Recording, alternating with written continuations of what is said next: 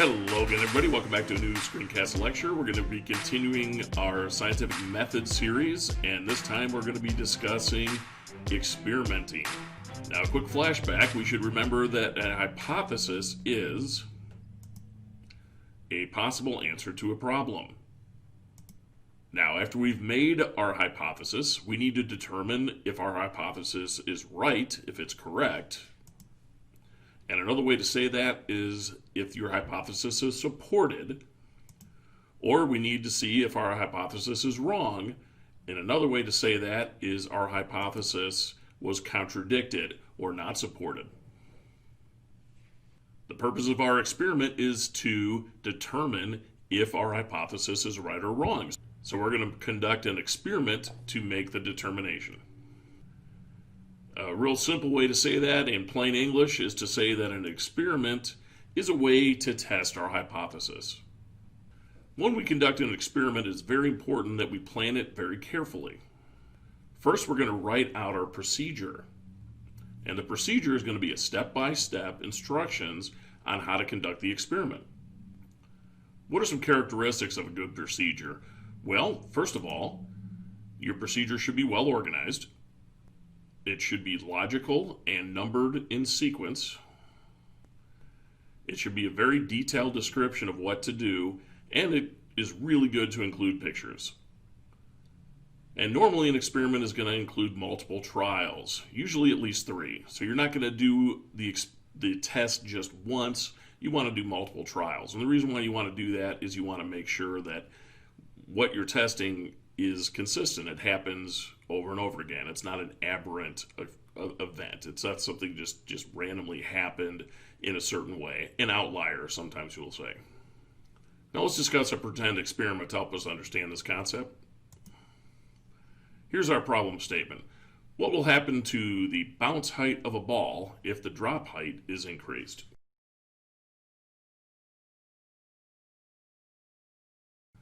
Well, we're going to start with our hypothesis, our possible answer to this question. If I increase the drop height of a ball, the bounce height of the ball is going to do what? Well, there's 3 possibilities. What are those 3 possibilities? Well, the bounce height could either increase, it could decrease, or it could stay the same. So, for example, if I take the ball and I drop it from this high, it should bounce up. And then if I take the ball and I lower it and I drop it from this height, how high will it bounce?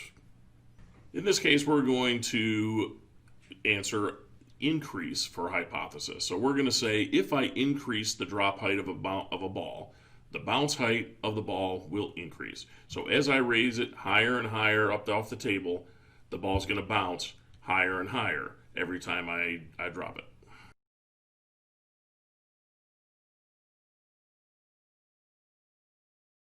Now we get to the procedure. How are we going to do this experiment?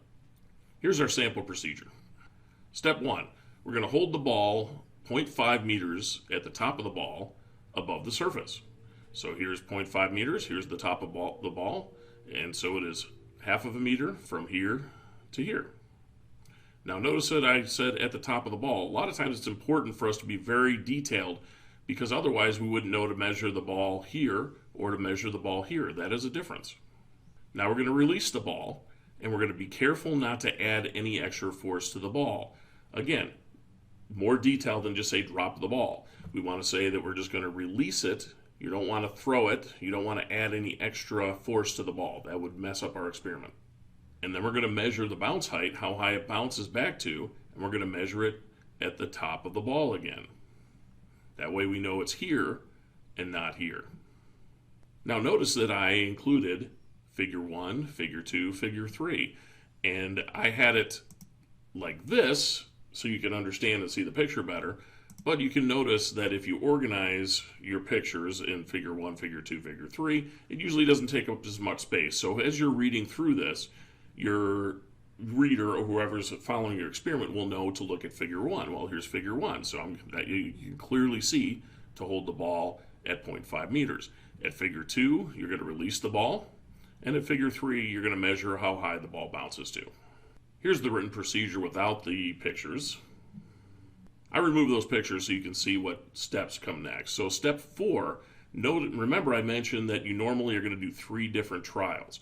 Well, instead of rewriting everything, this is cool. This is a cool trick. What you do is you could say something like this. Repeat steps 1 through, caught an error there. Repeat steps 1 through 3 for a total of 3 trials. So what you would do is after you do the first trial, you would just repeat steps 1, 2, and 3 for 2 trials, and then do it one more time, 1, 2, 3, for a total of 3 trials. Now we have 3 trials at the same drop height. Pretty cool. Now remember, we were trying to figure out what's going to happen as you increase the drop height. So what's going to happen to the bounce height? Well, now we need to increase our drop height. So the way we can do that is now under step 5, we can repeat steps 1 through 3, but now we're going to use a drop height of 0.8 meters above the surface. Again, we don't need to rewrite everything. Otherwise, our procedure would be gigantic. So this is a real clever way to add trials without having to write a whole lot more. Pretty smart. And then finally, we're going to do 3 different heights. So now we can say repeat steps 1 through 3 using a drop height of 1 meter above the surface. So again, we're going to be doing step 1, step 2, step 3, and we're going to be doing it 3 times, but now we're doing it from a height of 1 meter. So we started at 0.5 meters, then we went to 0.8 meters, then we're going to go up to 1 meter. And we're going to see how high it bounces each time. And that would be a total of how many trials? Well, do the math. We had 3 for the first drop height. We had 3 total drop heights, so it would be 3 trials of 3, so that would be 9 total drops that we're going to do. If there are any safety concerns, you're going to want to make sure you mention that right at the beginning. So like, for example, if you need to wear goggles or anything like that. With the bouncing ball, it's a pretty safe experiment. If it's a ping pong ball, you really shouldn't get hurt with that. It's a relatively safe experiment. However, let's say we have an example where we're using iodine. Well, you might want to put on there on the first step, though iodine is toxic and should not be ingested. After you've written your procedure, you want to think about it. You want to make sure that you've written it well, that it's a good procedure. A good tip is to think about it. You realize if it's good if you think someone else can repeat your experiment without having you there to explain it to them. And that's actually a pretty good idea. So you could even hand your experiment to somebody who's not in your lab group or doesn't know anything about the experiment and see if they could figure out what to do. That part is really super important because a key component of the scientific method is that an experiment should be repeatable by others. If you remember that, like I told you when I took my hat and I turned my hat, I choked myself this time, but last time when I turned my hat, the lights turned off. Well, and then when I turned it back this direction, the lights turned back on. That was an extraordinary claim. I need to back that up. So that should be repeatable by others. So if I wrote out my procedure for that, you should be able to do that at home and get the same results. Probably not. Well, that's all we have for today. We'll catch you next time. See ya.